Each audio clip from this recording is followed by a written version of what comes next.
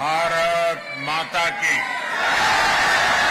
भारत माता की। नमस्कार। ये नजारा वाकई अद्भुत है और आपका ये उत्साह भी अद्भुत है। मैं जब से यहां पैर रखा है, आप थकते ही नहीं है। आप सभी पोलैंड के अलग अलग हिस्सों से आए हैं। सबकी अलग अलग भाषाएं हैं, बोलियां हैं, खान पान है, लेकिन सब भारतीयता के भाव से जुड़े हुए हैं।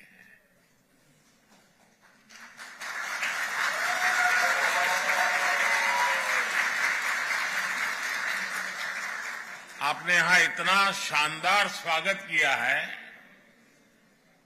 मैं आप सभी का, पोलैंड की जनता का इस स्वागत के लिए बहुत आभारी हूं।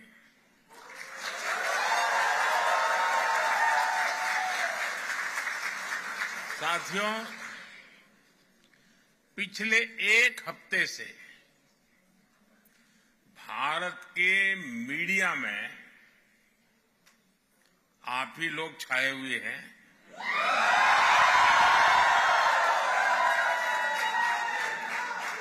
पोलैंड के लोगों की खूब चर्चा हो रही है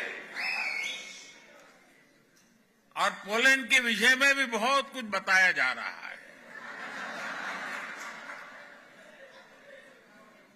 और एक हेडलाइन और भी चल रही है और मीडिया में बताया जा रहा है कि 45 साल बाद भारत का कोई प्रधानमंत्री पोलैंड आया है।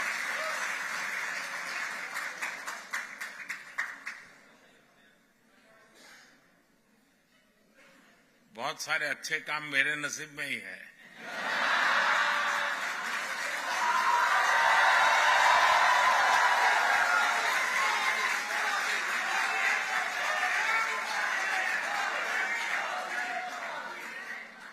कुछ महीने ही पहले मैं ऑस्ट्रिया गया था। वहां भी 4 दशक बाद भारत का कोई प्रधानमंत्री वहां पहुंचा था।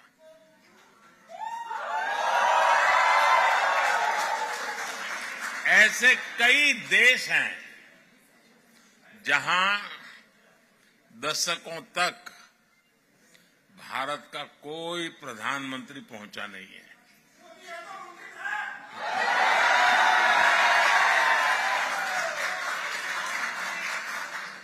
लेकिन अब परिस्थितियां दूसरी है। दशकों तक भारत की नीति थी कि सारे देशों से समान दूरी बनाए रखो। आज के भारत की नीति है सारे देशों से समान रूप से नजदीकी बनाओ।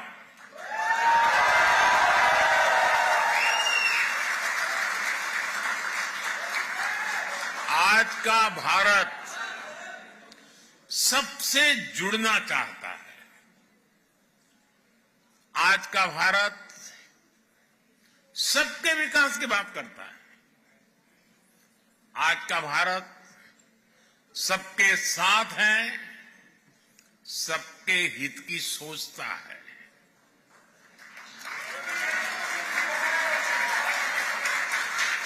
हमें गर्व है कि आज दुनिया भारत को विश्व बंधु के रूप में सम्मान दे रही है। आपको भी यहां यही अनुभव आ रहा है ना? मेरी जानकारी सही है ना? साथियों, हमारे लिए ये जियो पॉलिटिक्स का नहीं है, बल्कि संस्कारों का, वैल्यूज का विषय है। जिनको कहीं जगह नहीं मिली, उनको भारत ने अपने दिल और अपनी जमीन दोनों जगह स्थान दिया है।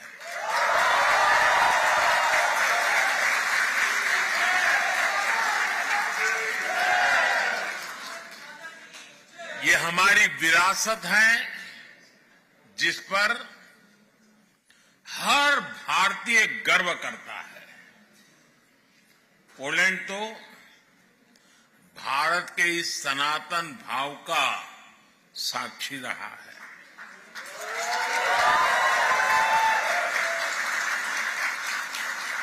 हमारे जाम साहब को आज भी पोलैंड में हर कोई दोबरे यानी गुड महाराजा के नाम से जानता है।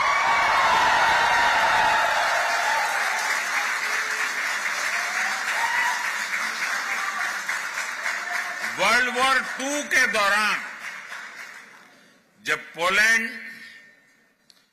मुश्किलों से घिरा हुआ था, जब पोलैंड की हजारों महिलाएं और बच्चे शरण के लिए जगह जगह भटकते थे, तब जाम साहब दिग्विजय सिंह, रंजीत सिंह जाडेजा जी आगे आए।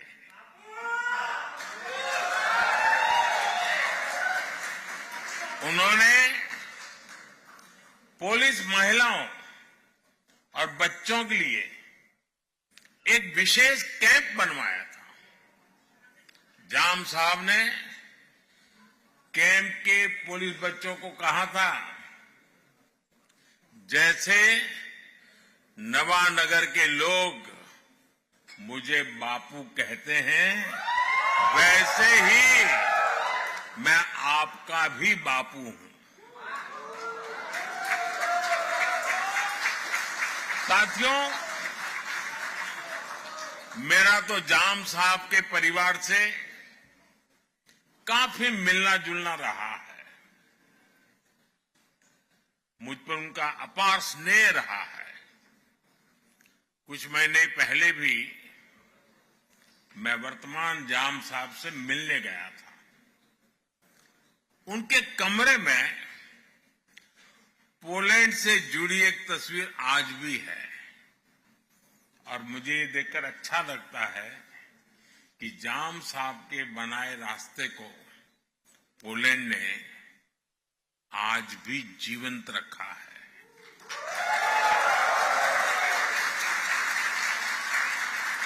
2 दशक पहले जब गुजरात में भीषण भूकंप आया था, तो जामनगर भी उसकी चपेट में आ गया था। तब पोलैंड सबसे पहले मदद के लिए पहुंचने वाले देशों में से एक था।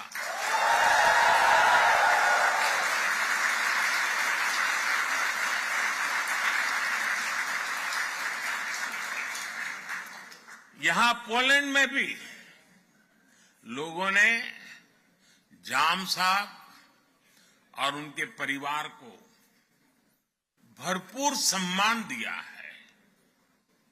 ये प्यार वार्सो में गुड महाराजा स्क्वायर में साफ साफ दिखता है।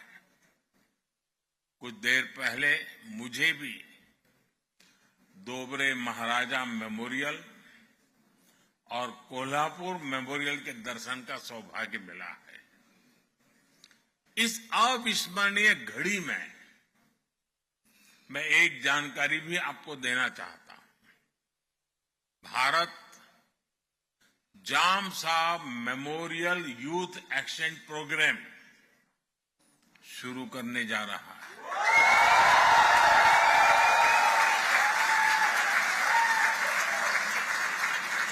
इसके तहत भारत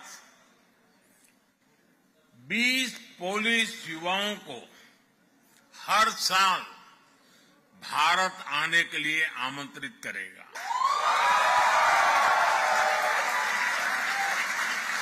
इससे भारत के बारे में पोलैंड के युवाओं को और ज्यादा जानने का मौका मिलेगा। साथियों, यहां का कोल्हापुर मेमोरियल भी कोल्हापुर के महान राजघराने के प्रति पोलैंड की जनता का श्रद्धाभाव है, एक ट्रिब्यूट है।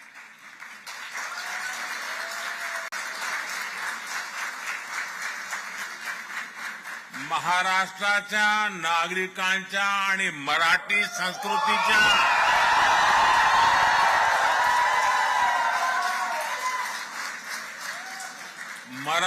संस्कृतीच्या प्रती पोलंडचे नागरिकांनी व्यक्त केलेला हा सन्मान आहे।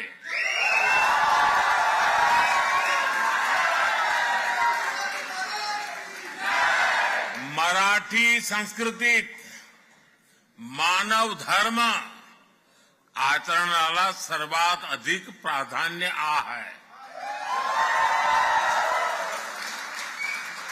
छत्रपति शिवाजी महाराज की प्रेरणा से कोल्हापुर की रॉयल फैमिली ने वलीवड़े में पोलैंड की महिलाओं और बच्चों को शरण दी थी।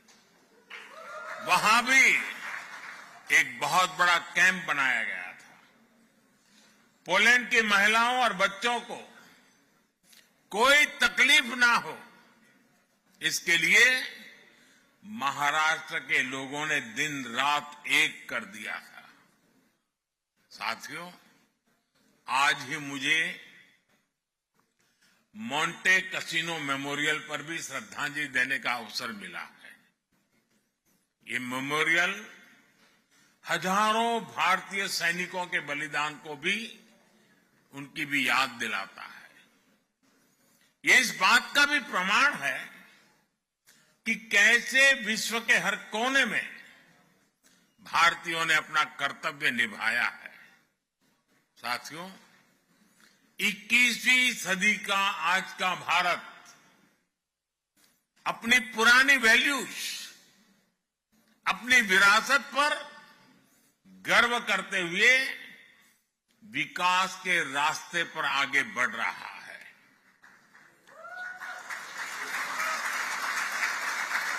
आज दुनिया भारत को उन खूबियों के कारण जानती है जिसे भारतीयों ने सारी दुनिया के सामने साबित करके दिखाया है। हम भारतीयों को एफर्ट्स, एक्सेलेंस और एम्पैथी के लिए जाना जाता है।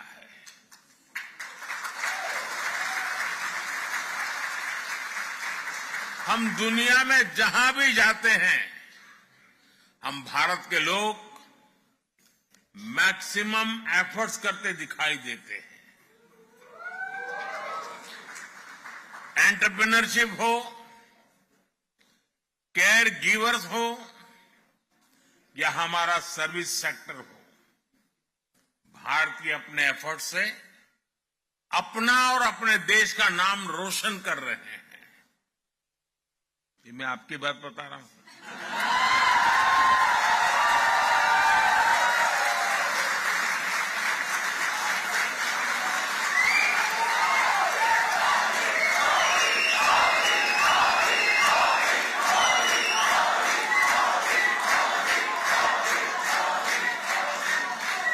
आपको लगता होगा कि मैं किसी तीसरे देश की बात कर रहा हूं।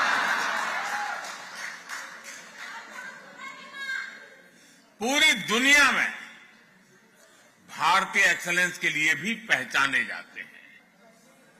आईटी सेक्टर हो या भारत के डॉक्टर्स हो, सभी अपने एक्सेलेंस से छाए हुए हैं।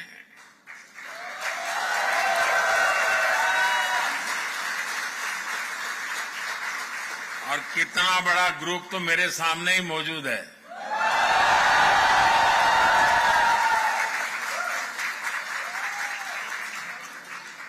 साथियों, हम भारतीयों की एक पहचान एम्पैथी भी है। दुनिया के किसी देश में संकट आए, भारत पहला देश होता है जो मदद के लिए हाथ बढ़ाता है।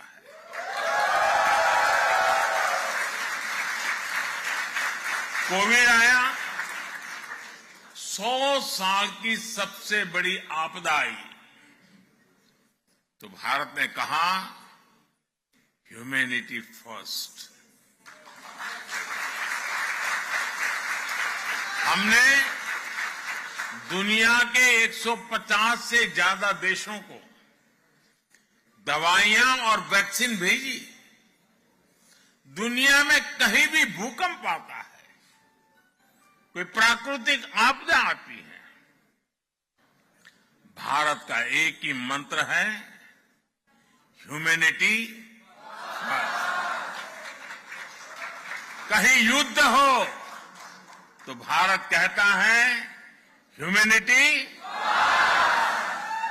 और इसी भाव से भारत दुनिया भर के नागरिकों की मदद करता है।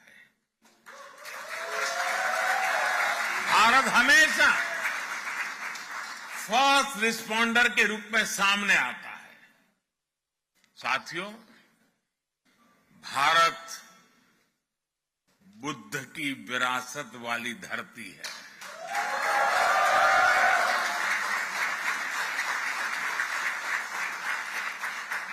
और जब बुद्ध की बात आती है तो जो युद्ध नहीं, शांति पर विश्वास करती है।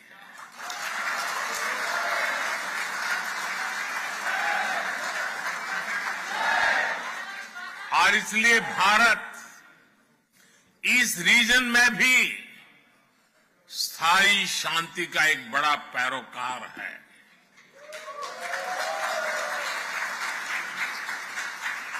भारत का मत एकदम साफ है, ये युद्ध का युग नहीं है।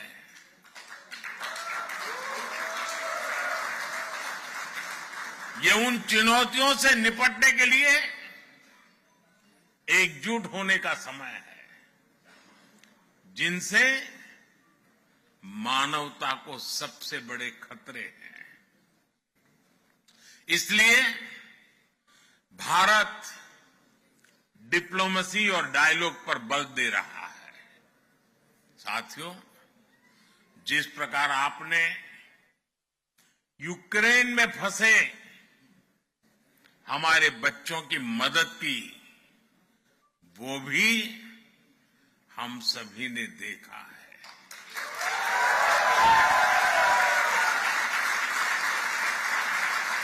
आपने उनकी बहुत सेवा की थी। आपने लंगर लगाए, आपने अपने घर के दरवाजे खोले, अपने रेस्तरां खोल दिए।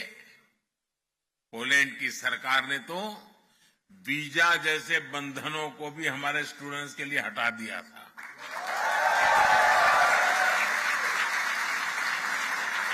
यानी पोलैंड ने पूरे मन से हमारे बच्चों के लिए दरवाजे खोल दिए थे। आज भी जब मैं यूक्रेन से लौटे बच्चों से मिलता हूं तो वे पोलैंड के लोगों की और आपकी खूब प्रशंसा करते हैं।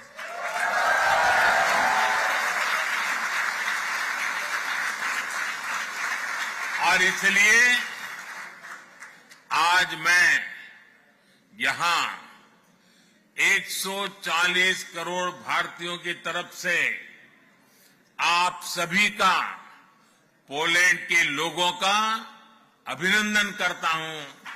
मैं आपको सैल्यूट करता हूं।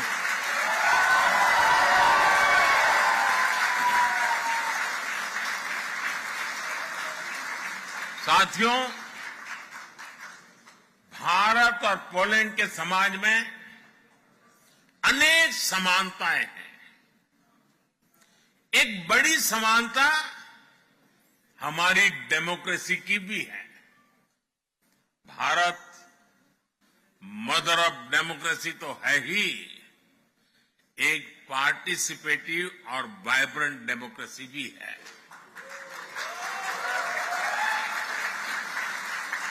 भारत के लोगों का डेमोक्रेसी पर अटूट भरोसा है। ये भरोसा हमने हाल के चुनावों में भी देखा है।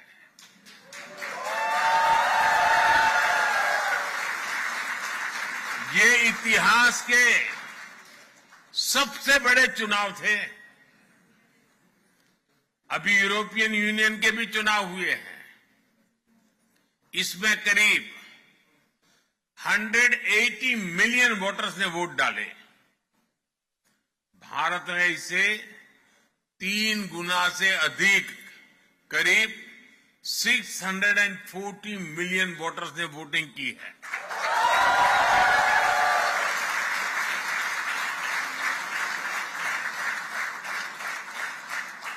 भारत के इन चुनावों में हजारों पॉलिटिकल पार्टी ने हिस्सा लिया।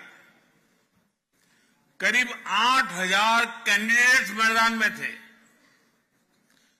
5 मिलियन से ज्यादा वोटिंग मशीन्स, 1 मिलियन से ज्यादा पोलिंग स्टेशंस, 15 मिलियन से ज्यादा कर्मचारी। इस स्केल का मैनेजमेंट, इतनी एफिशिएंसी और चुनाव पर इस लेवल का ट्रस्ट, ये भारत की बहुत बड़ी ताकत है।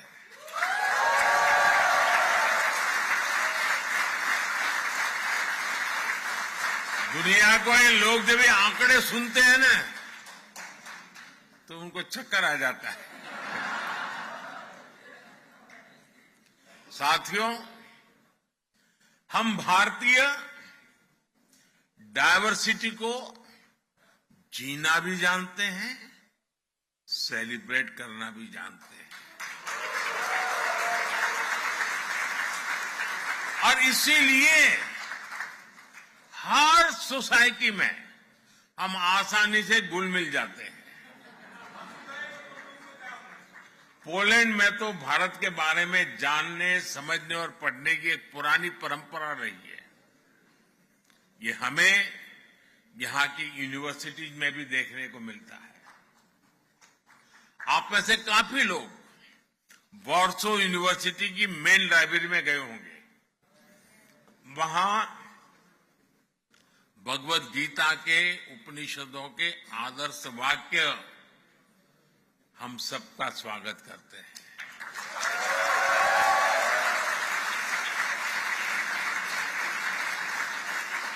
तमिल हो, संस्कृत हो, ऐसी अनेक भारतीय भाषाओं को पढ़ने वाले यहां अनेक लोग हैं। यहां की बेहतरीन यूनिवर्सिटीज में इंडिया स्टडीज से जुड़ी चेयर्स है। पोलैंड और भारतीयों का एक कनेक्ट कबड्डी से भी है।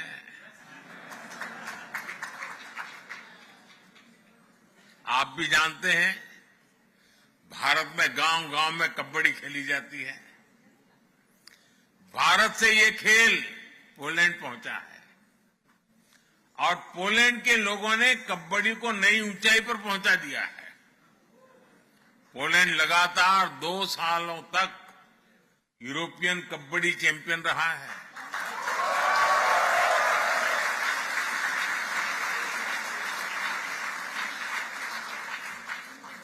मुझे बताया गया है कि 24 अगस्त से एक बार फिर कबड्डी की चैंपियनशिप होने जा रही है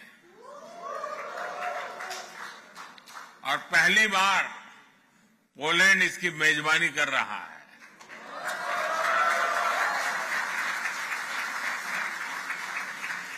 मैं आज आपके माध्यम से पोलैंड की कबड्डी टीम को अपनी शुभकामनाएं भी देता हूं। साथियों, आपने कुछ दिन पहले ही यहां आजादी का उत्सव मनाया है। आजादी के आंदोलन के समय हमारे स्वतंत्रता सेनानियों ने समृद्ध भारत का सपना देखा था। आज हर भारतीय उस सपने को साकार करने के लिए जी तोड़ मेहनत कर रहा है। भारत ने लक्ष्य तय किया है कि 2047 तक खुद को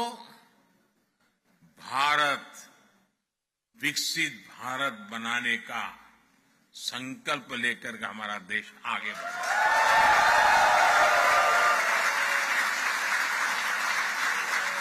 इसलिए आज का भारत अभूतपूर्व स्केल, स्पीड और सॉल्यूशंस पर काम कर रहा है। भारत में किस स्केल और स्पीड पर आज परिवर्तन आ रहा है, ये सुनकर आपको भी गर्व होगा। सुनाऊं?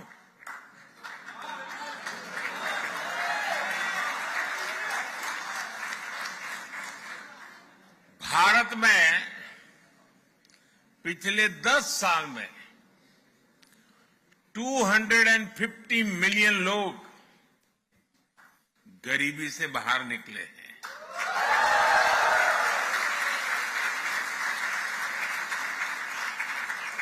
और 250 मिलियन मतलब ये संख्या फ्रांस, जर्मनी और यूके की टोटल पॉपुलेशन से भी ज्यादा है।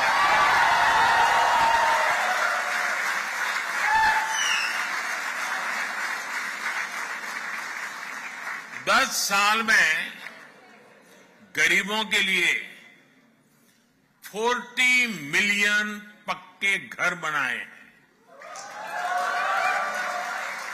और हम 30 मिलियन और घर बनाने वाले हैं। और अगर पोलैंड में आज 14 मिलियन हाउस होल्ड है तो हमने सिर्फ एक दशक में करीब 3 नए पोलैंड बसाए हैं।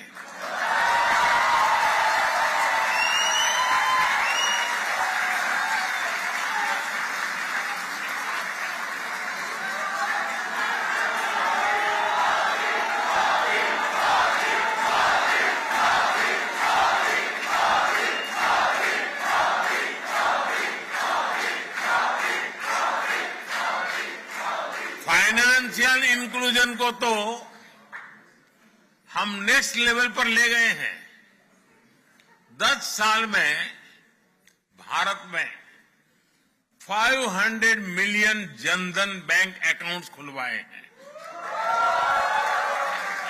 ये संख्या पूरे यूरोपियन यूनियन की पॉपुलेशन से ज्यादा है।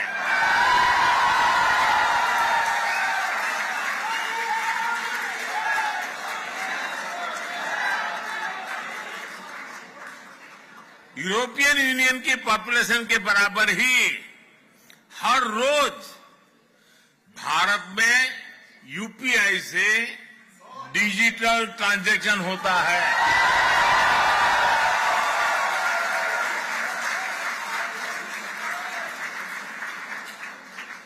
यूरोपियन यूनियन की कुल आबादी से ज्यादा भारतीयों को सरकार 5 लाख रुपए का फ्री हेल्थ इंश्योरेंस देती है।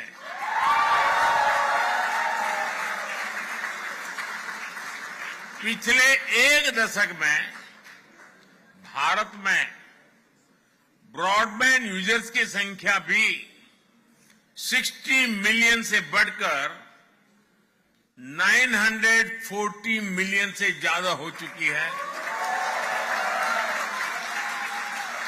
यानी यूरोप और यूएसए की पॉपुलेशन को मिला दे करीब उतने लोग आज भारत में ब्रॉडबैंड का यूज करते हैं। बीते दशक में करीब 7 lakh kilometre 7 lakh kilometre optical fibre बिछाया गया है। ये हमारी पृथ्वी के चारों ओर 70 बार चक्कर लगाने जितना है।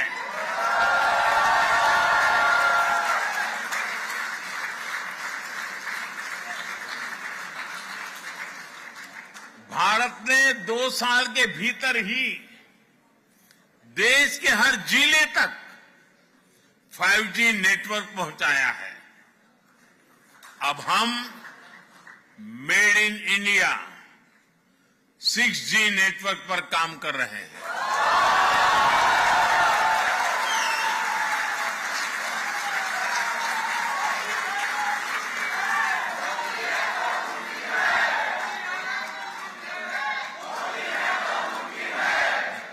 साथियों, भारत की ट्रांसफॉर्मेशन की ये स्केल पब्लिक ट्रांसपोर्ट में भी दिखती है। 2014 में भारत के 5 शहरों में ऑपरेशनल मेट्रो थी। आज 20 शहरों में ऑपरेशनल मेट्रो है।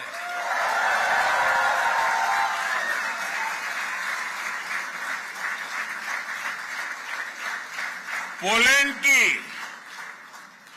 1/3 पॉपुलेशन जितने लोग आज रोजाना मेट्रो ट्रेन से सफर करते हैं।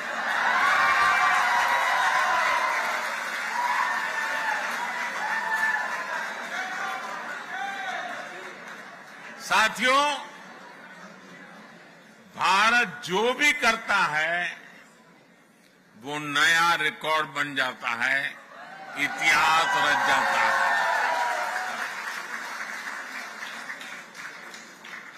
आपने देखा है भारत ने 100 से ज्यादा सैटेलाइट एक साथ लॉन्च किए थे।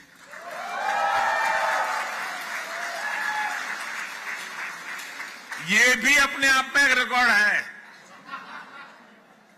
अभी 2 दिन बाद 23 अगस्त को ही नेशनल स्पेस डे है। आप भी जानते हैं,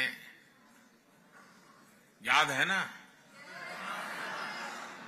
क्या याद है?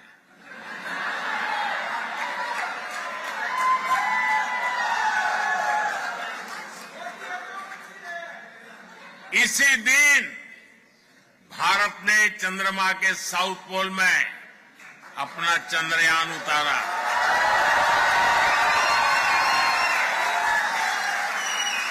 जहां कोई देश नहीं पहुंच पाया, वहां भारत पहुंचा है और उस स्थान का नाम है, उस स्थान का नाम है, उस स्थान का नाम है भारत। दुनिया का तीसरा बड़ा स्टार्टअप इकोसिस्टम है।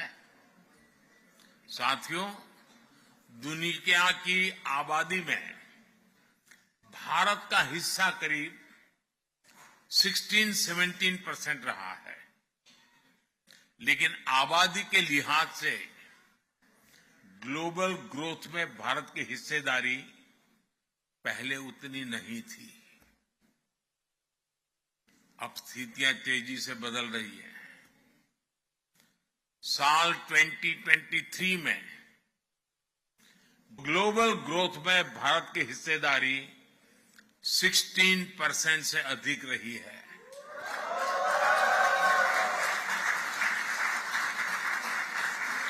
आज दुनिया की हर एजेंसी, हर संस्था भारत के शानदार फ्यूचर की भविष्यवाणी कर रही है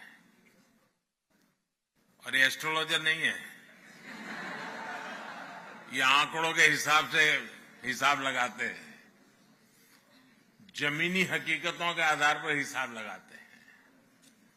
अब भारत दुनिया की तीसरी बड़ी इकोनॉमी बनने से ज्यादा दूर नहीं है।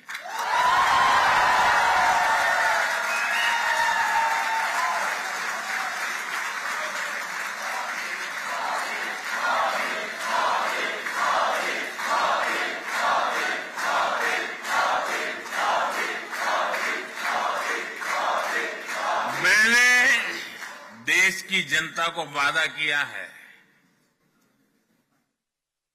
मेरे तीसरे टर्म में भारत तीसरे नंबर की इकोनॉमी बन के रहेगा।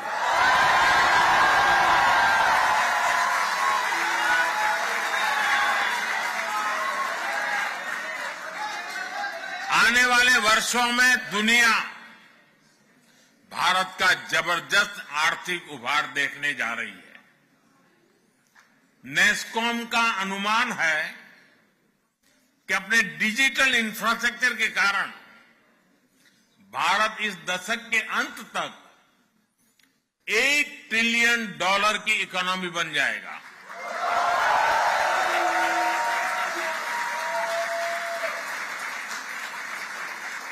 नेस्कॉम और बोस्टन कंसल्टिंग ग्रुप का आकलन है कि आने वाले 3-4 साल तक भारत का एआई मार्केट करीब 30-35% की स्पीड से ग्रो करेगा।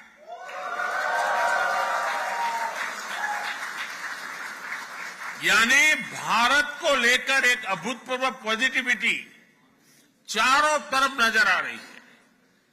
आज Bharat semiconductor mission, deep ocean mission, national green hydrogen mission, national quantum mission और एआई मिशन पर इसलिए काम कर रहा है ताकि आने वाले अनेक दशकों तक भारत बहुत आगे रहे।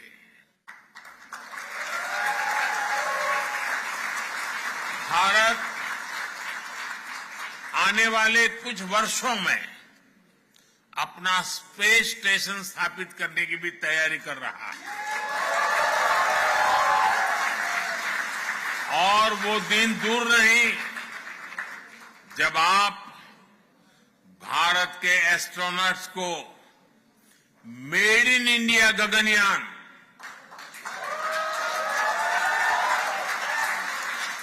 मेड इन इंडिया गगनयान से अंतरिक्ष में जाते हुए देखेंगे।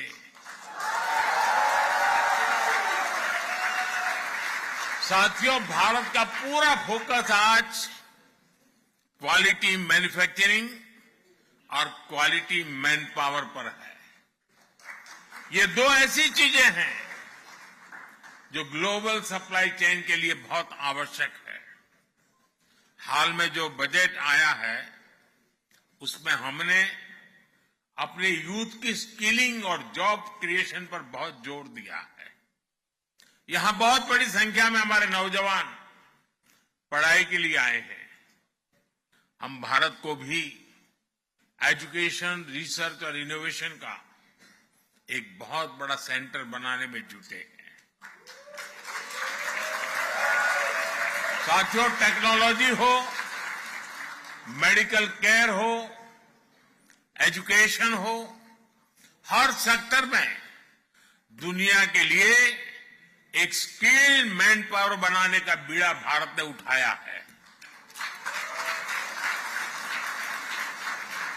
मैं आपको हेल्थ सेक्टर का एक उदाहरण दूंगा। पिछले 10 सालों में हमने भारत में 300 से ज्यादा नए मेडिकल कॉलेज बनाए। पिछले 10 साल में भारत में मेडिकल सीट्स बढ़कर अब 2 गुनी हो चुकी है। 10 साल में डबल। इन 10 सालों में हमने अपने मेडिकल सिस्टम में 75,000 नई सीटें जोड़ी है। अब आने वाले 5 सालों में हम मेडिकल की 75,000 नई सीटें और जोड़ने का लक्ष्य लेकर चल रहे हैं। इससे क्वालिटी हेल्थ सर्विस प्रोवाइडर के रूप में भारत की भूमिका और मजबूत होगी। और हमारा तो दुनिया को एक ही संदेश है, वो दिन दूर नहीं, हम कहेंगे हील इन इंडिया।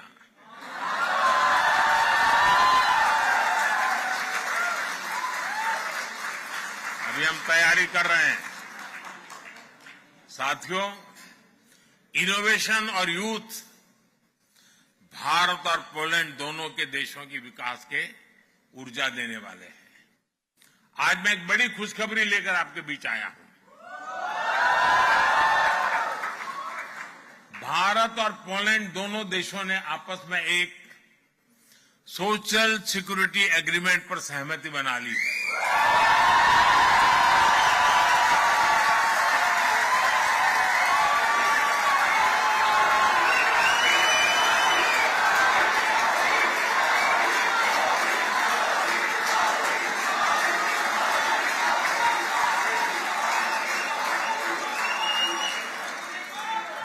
जिसका लाभ आप जैसे सब साथियों को होने वाला है। साथियों, भारत का विजन ग्लोबल है। भारत का विजन ग्लोबल है। भारत का कल्चर ग्लोबल है। केयर और कंपैशन ग्लोबल है। हमारे पूर्वजों ने हमें वसुधैव कुटुंबकम का मंत्र दिया। हमने पूरी दुनिया को एक परिवार माना है और यही आज के भारत के नीति और निर्णयों में नजर आता है। G20 के समय भारत ने आह्वान किया, वन अर्थ, वन फैमिली और वन फ्यूचर। इसी भावना में 21वीं सदी की दुनिया के बेहतर भविष्य की गारंटी है।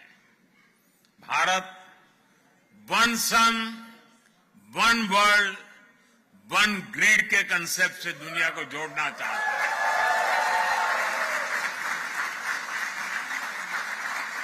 ये भारत ही है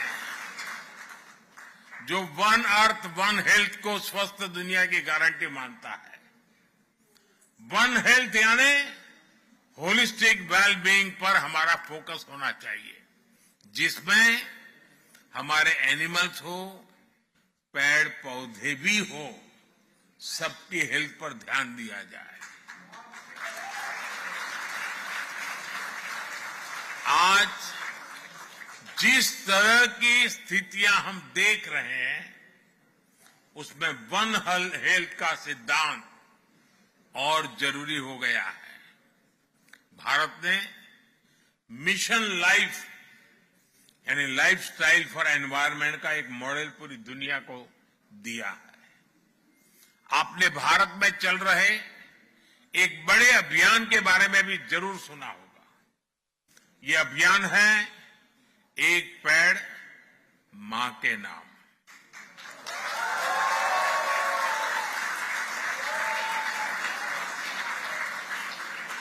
करोड़ों भारतवासी आज अपनी जन्मदाता मां के नाम पर पेड़ लगा रहे हैं और इससे धरती मां की भी रक्षा हो रही है। साथियों, इकोनॉमी और इकोलॉजी में बैलेंस आज भारत की प्राथमिकता है। ये भारत ही है जो डेवलप्ड नेशन और नेट जीरो नेशन, ये दोनों संकल्प एक साथ लेकर आगे बढ़ रहा है। भारत ग्रीन फ्यूचर के लिए 360 डिग्री अप्रोच पर काम कर रहा है। ग्रीन मोबिलिटी इसका एक बड़ा उदाहरण है। हम पेट्रोल में 20% इथेनॉल ब्लेंडिंग के बहुत निकट पहुंच चुके हैं। भारत आज तेज गति से इलेक्ट्रिक मोबिलिटी का विस्तार कर रहा है।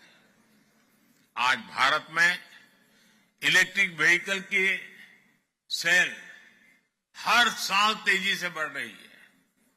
पिछले वर्ष ईवीज की बिक्री में 40% से ज्यादा की ग्रोथ हुई है। वो दिन दूर नहीं जब भारत ईवी मैन्युफैक्चरिंग और इनोवेशन का ग्लोबल सेंटर बनेगा। आने वाले समय में आप भारत को ग्रीन हाइड्रोजन के भी बड़े ग्लोबल हब के रूप में देखने वाले हैं। साथियों, मुझे खुशी है कि न्यू टेक्नोलॉजी और क्लीन एनर्जी जैसे क्षेत्रों में भारत और पोलैंड के बीच भी पार्टनरशिप लगातार बढ़ रही है। बहुत सी भारतीय कंपनियों ने यहां इन्वेस्ट किया है, जॉब्स क्रिएट की हैं।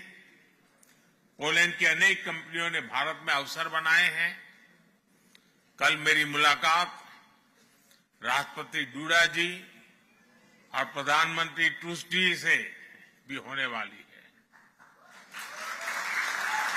इन मुलाकातों से भारत पोलैंड की शानदार साझेदारी और मजबूत होने वाली है।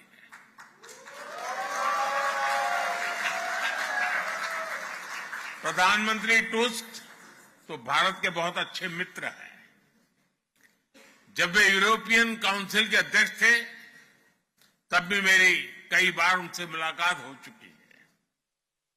साथियों, आज का भारत एक स्वर, एक भाव से एक विकसित भविष्य लिखने में जुटा है। आज भारत अवसरों की धरती है।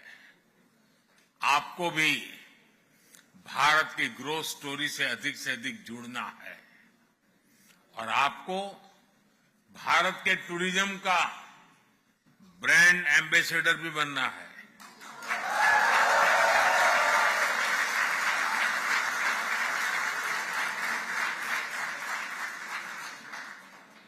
मतलब क्या करेंगे? सोशल मीडिया पे खुद की तस्वीर लगा करके रखेंगे, ताजमहल के सामने बैठेंगे। ब्रांड एम्बेसडर का मतलब है कि आपको हर वर्ष हर एक को कम से कम 5 पुलिस परिवारों को भारत देखने के लिए भेजना है।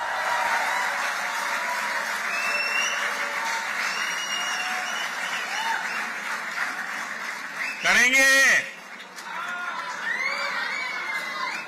इतना तो होमवर्क देना चाहिए ना मुझे।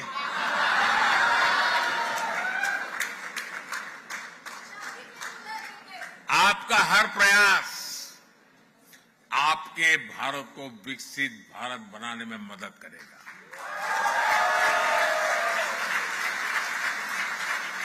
साथियों, एक बार फिर यहां आने के लिए, इस शानदार स्वागत के लिए मैं आप सभी का आभार व्यक्त करता हूं। मेरे साथ बोलिए, भारत माता की, भारत माता की, भारत माता की। बहुत बहुत धन्यवाद।